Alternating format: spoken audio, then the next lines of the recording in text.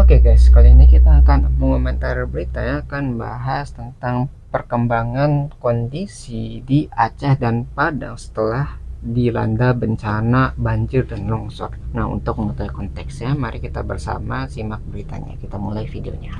Pemirsa, untuk memperbarui informasi Anda terkait banjir dan tanah longsor serta penanganannya di Aceh dan juga Sumatera Barat, sudah ada rekan Faisal Rinaldi di Biren Aceh dan Wahyudi Agus di Padang, Sumatera Barat. Kita ke Faisal terlebih dahulu. Selamat pagi Faisal, silakan dengan laporan Anda.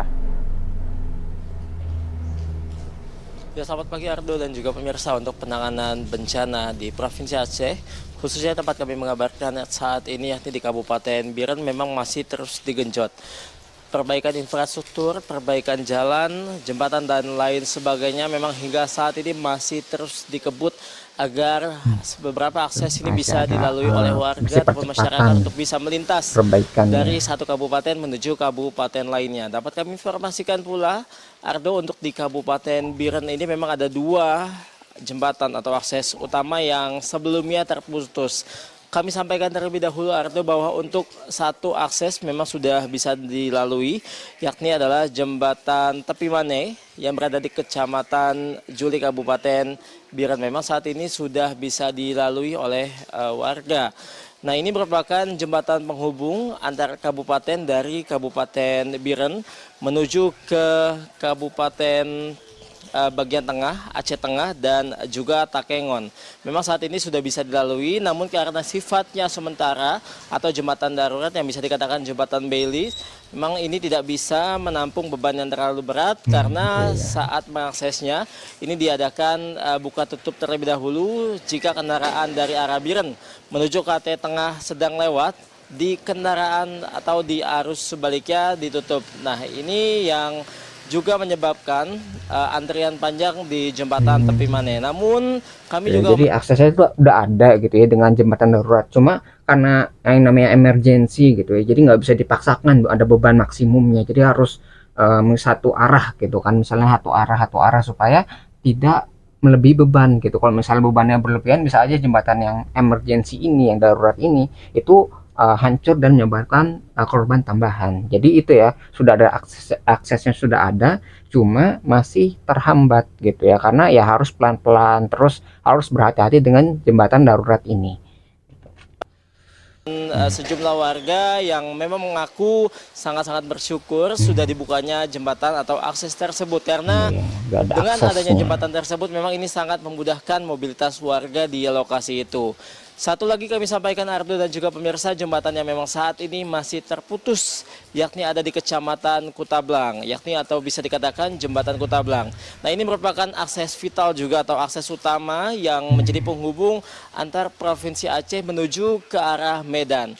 Dan ini juga bisa dikatakan, Ardo, bahwa jembatan ini merupakan jembatan penghubung antar kabupaten di Provinsi Aceh, yakni dari Kabupaten Biren menuju ke Aceh Utara, menuju ke Lok Sumawe. Memang saat ini masih terputus. Lalu bagaimana warga melintas? Untuk saat ini memang sementara warga yang ingin melintas melewati Sungai Kutablang terpaksa harus menggunakan perahu untuk bisa menyeberang ke desa sebelah. Nah, memang untuk saat ini proses pembangunannya masih terus digenjot, dikerjakan siang dan malam, dan juga saat ini progresnya dikatakan memang saat ini sudah mencapai sekitar 50%. Namun untuk saat ini warga memang berharap, Ardo, untuk jembatan tersebut agar bisa dipercepat proses pembangunannya atau perbaikannya, atau setidaknya dibangun terlebih dahulu jembatan darurat seperti yang berada di jembatan Tepi Mane atau bisa dikatakan yang berada di Kecamatan Juli itu. Jadi akses itu lebih diutamakan, walaupun tadi ya pakai jembatan darurat nih, ada jembatan yang emergency gitu. Nah, itu masih lebih baik daripada tidak ada akses sama sekali. Jadi walaupun mungkin sedikit demi sedikit, yang penting ada aksesnya dulu gitu. Jangan sampai menunda kelamaan, nanti warga yang harusnya membutuhkan logistik, membutuhkan bantuan itu nggak bisa dapat sama sekali gara-gara akses yang terputus ini gitu. Jadi mending ada walaupun apa ya, terbatas gitu ya dengan jembatan darurat itu. Itu harapan masyarakat. Pula Ardo dan juga pemirsa, sementara untuk di bagian pengungsian memang kami beberapa kali mengunjungi beberapa titik yang berada di Kecamatan Kutablang, Kecamatan Juli, dan juga intinya yang berada di Kabupaten Biren ini. Memang yang paling mereka butuhkan saat ini adalah air bersih karena ketersediaan air bersih di berbagai atau di beberapa pengungsian ini memang sangatlah minim. Kemudian juga toilet. Bahkan ada satu tempat atau satu pengungsian yang diisi oleh ratusan orang hanya ada satu toilet saja. Ardo, ini bayangkan yang mereka sangat-sangat butuhkan atau kebutuhan utama mereka memang ini adalah air bersih, toilet, dan juga tentunya tenda-tenda untuk bisa mereka tinggal karena kediaman mereka atau rumah yang mereka tempati sebelumnya memang saat ini sudah tidak bisa dihuni. Dan bahkan beberapa rumah warga yang kemarin kami sempat kunjungi saat ini sudah tenggelam dan juga sudah menjadi aliran sungai baru. Untuk sementara demikian, Ardo, laporan dari Provinsi. Jadi benar sangat parah kondisi sana. Pagi tadi ya, kebutuhan air bersih itu sangat dibutuhkan oleh para warga, entah itu untuk konsumsi air minum atau untuk membersihkan diri. Gitu. Kalau misalnya pakai air yang kotor itu bisa menyebabkan penyakit. Itu bayangin kalau kalian misalnya membersihkan diri gitu ya, itu dengan air yang kotor itu kemungkinan besar kalian akan sakit. Jadi terkena penyakit tambahan. Jadi benar-benar dibutuhkan air bersih dan tempat pembuangan juga ya. Jadi buang hajat gitu kayak WC itu juga harus dibangun supaya bisa memudahkan gitu ya pembuangan hajat itu. Kalau misalnya buang sembarangan itu bisa jadi penyakit tambahan lagi. Jadi ya harus segera di apa ya, bangun lah kayak toilet mungkin yang darurat gitu ya untuk mencegah penyakit tambahan dari bencana ini. Jadi benar-benar harus segera dikerjakan atau nggak dipulihkan lah kondisi warga yang sedang mengalami bencana ini. Baik, Faisal, dengan sejumlah keterbatasan akses yang Anda sampaikan tadi, juga kemudian ada beberapa kebutuhan mendesak seperti layanan mendasar seperti air bersih dan juga toilet. Lantas kemudian bagaimana proses penyalurannya sendiri? Apakah kemudian masih terhambat secara total karena Anda katakan tadi akses jembatan hanya 50% atau hanya buka tutup satu arah saja? Bagaimana, Faisal? Ya, betul sekali, Ardo. Untuk proses pendistribusian atau penyaluran bantuan khususnya untuk dari arah Biren menuju ke Aceh Utara, Lok Sumawe, dan daerah di sekitarnya memang saat ini masih sangat-sangat terhambat karena untuk relawan yang ingin memberikan bantuan berupa bahan pokok, pakaian, dan lain sebagainya ini terpaksa harus menggunakan perahu yang Anda bisa bayangkan tidak bisa menampung beban yang begitu berat, menyeberangi perahu, menyeberangi sungai Kutablang ini dengan arus yang begitu deras dan juga resiko yang sangat tinggi. Memang ini sangat-sangat menyulitkan untuk relawan yang ingin memberikan bantuan khususnya menuju ke arah Aceh Utara, Lok Sumawe, dan sekitarnya. Memang saat ini akses yang tadi kami sampaikan dari jalan utama atau dari jembatan Kutablang yang merupakan akses utama ini memang masih terputus. Ini sangat-sangat menyulitkan relawan yang ingin membantu. Namun kemarin kami memantau, Ardo, bahwa memang masih banyak sekali relawan ataupun warga yang membantu warga lainnya untuk bisa memberikan bantuan seperti pakaian, bahan pokok, makanan, minuman, obat-obatan, dan lain sebagainya. Ini harus terpaksa menyeberang menggunakan perahu di Sungai Kutablang. Ardo. Baik, Faisal. Oke, jadi bantuannya itu udah ada gitu, logistiknya itu ya, kayak bantuan kemanusiaan, bantuan mungkin logistik itu mungkin udah ada, tapi untuk sampainya itu yang menjadi masalah. Jadi untuk aksesnya ini, entah itu jembatannya, untuk melalui sungainya itu yang menjadi masalah karena yang ini yang terputus gitu ya. Jadi untuk menghubungkannya, untuk menyampaikannya ke warga yang membutuhkannya ini yang menjadi masalah gitu ya, masih belum selesai gitu.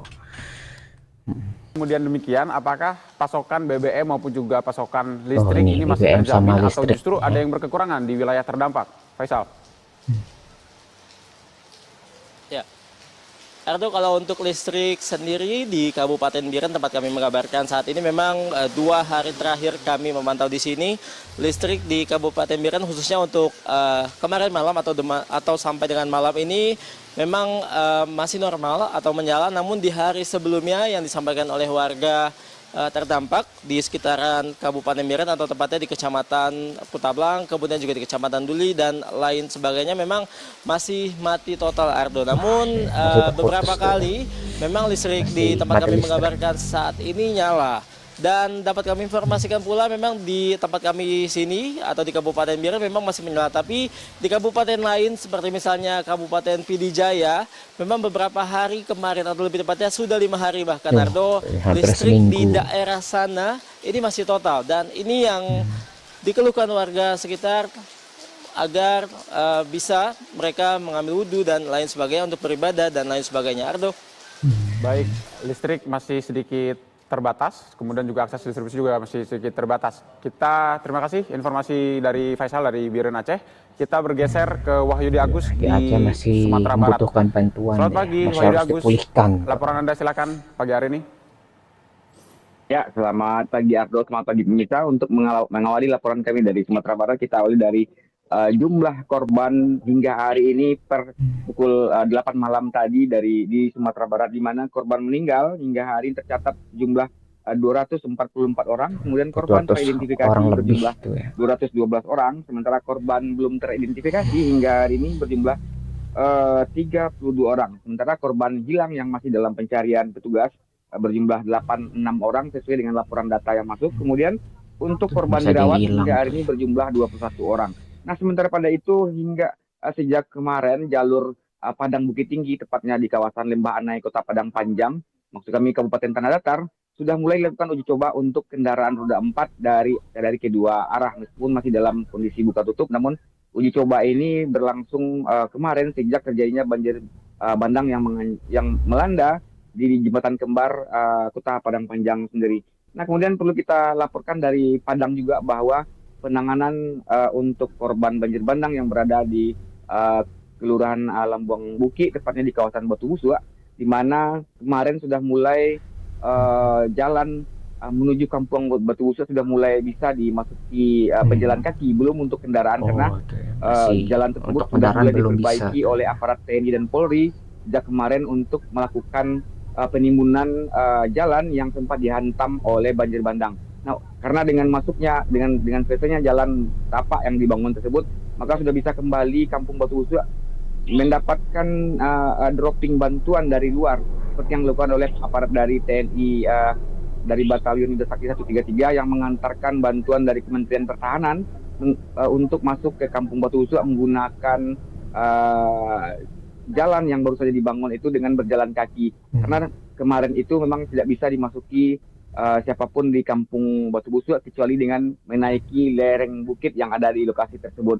Jadi dengan adanya jalan yang sudah dibangun itu, maka akses yang sempat terputus selama hampir 1 hari sudah bisa dilakukan kembali keluar masuk kampung meski dengan tidak dengan kendaraan, dengan hanya berjalan kaki sejauh hampir 1 kilometer untuk sampai ke Kampung Batu Jauh Busua. juga. Demikian Ardo. Ya, Wahyudi ada Jadi benar keterbatasan. terbatas ya untuk kendaraan itu karena nggak bisa masuk harus digunakan tenaga manusia. Jadi harus orang-orang tuh ya berjalan berbaris untuk mengantarkan bantuan tadi. Jadi ini sangat masih terbatas gitu ya untuk pengantaran atau penyampaian tadi logistik untuk ke masyarakat itu. Jadi harus satu persatu dibawa sama TNI ataupun aparat yang bekerja di sana. Ya jadi sangat terbatas dan segera harus bersihkan aksesnya supaya kendaraan itu bisa masuk, sehingga ketika kendaraan udah bisa diakses kembali ya, bisa mengakses jalan tersebut, itu bisa dipercepat pengantaran dari logistik ya untuk masyarakat yang membutuhkan yang terdampak bencana ini. Dayalah lain tadi Anda sampaikan. Nah, kemudian apa kebutuhan yang paling mendesak ya dan paling mendasar yang dibutuhkan oleh warga yang saat ini kesulitan untuk diakses di sana, Pak Yudi? Ya, untuk di sejumlah daerah terdampak banjir di Kota Padang, misalnya seperti di daerah Batu Busua, Kelurahan Lambuang Buki, kemudian di kawasan Gunung Nago sendiri, kemudian di daerah Kecamatan Lubuk Minturun maupun di Kecamatan Nanggalo yang terdampak banjir, mayoritas para korban banjir untuk bantuan logistik sudah terus berdatangan masuk ke lokasi-lokasi terdampak banjir, meskipun ada beberapa lokasi yang belum terjangkau dengan merata karena sulitnya akses yang masuk untuk ke lokasi tersebut. Kemudian untuk terutama bagi korban banjir di lokasi Batu Busua adalah untuk air bersihnya masih sangat terbatas. Kemudian untuk masyarakat terdampak banjir sendiri, mereka sebenarnya sudah diarahkan atau dipindahkan ke hunian sementara seperti di kawasan Lubuk Buaya Padang. Setidaknya terdapat 80 kakak lebih sudah menghuni hunian sementara di kawasan Lubuk Buaya, Kota Tangah Padang. Kemudian juga terdapat hunian sementara di kawasan Simpang Haru dan hunian sementara mandiri yang dibangun oleh masyarakat. Jadi dengan demikian masyarakat saat ini memang sedang menunggu-nunggu kepastian dari pemerintah terkait pembangunan rumah mereka kembali nanti di saat pemulihannya memasuki itu. masa rehabilitasi dan rekonstruksi, agar dalam bentuk penggantian rumah mereka yang sudah hancur akibat banjir bandang seperti yang dijanjikan oleh pemerintah akhir-akhir ini. Demikian, Ardo. Baik. Jadi masih menunggu bantuan gitu ya. Jadi kan habis bencana nih hancur semua gitu, rumahnya pada hanyut gitu, ada yang hancur, terus tanahnya ada yang hilang dan sebagainya. Setelah itu bagaimana nih, setelah bencana itu bagaimana cara memulihkannya? Itu apakah ada bantuan konstruksi, bahan bangun dan sebagainya, atau mungkin ada bantuan lain dari pemerintah sehingga bisa mempercepat untuk kembali ke kondisi awal mereka gitu. Jadi bagaimana nih pemerintah untuk memperbaiki kondisi yang sedang terjadi di sana ya, di Sumatera dan Aceh ya. Jadi ini kondisinya masih membutuhkan bantuan gitu. Jadi belum pulih sepenuhnya dan harus segera dibantu ya, supaya cepat pulih gitu ya. Bagaimana kondisi saudara kita kalau misalnya kita tidak cepat membantu gitu. Jadi sekecil apapun yang bisa kita kerahkan, kita salurkan, ya kita kasih kepada mereka yang membutuhkan gitu ya. Setidaknya saudara kita yang paling dekat itu bisa terbantu. Ya, Laporan langsung dari Padang, Sumatera Barat. ya, jadi itu yang mungkin kita bisa pelajari dari tadi dua lokasi gitu ya. Jadi masih membutuhkan bantuan dan setidaknya udah ada apa ya tadi ya, dari pemerintah udah mulai ada pembersihan jalan, terus logistik udah ada yang bisa masuk, jembatan itu ada yang darurat gitu ya. Jadi ada apa ya, percepatan lah untuk pemulihan dari korban-korban yang terdampak dari bencana alam ini. Nah itu mungkin yang bisa kita pelajari dari berita ini. Kalau kalian tertarik dengan sumber beritanya yang sudah saya cantumkan di deskripsi video, mungkin sekian yang bisa saya sampaikan. Semoga video bisa bermanfaat. Kurang lebih mohon maaf. Kita ketemu lagi di pembahasan selanjutnya. Insya Allah.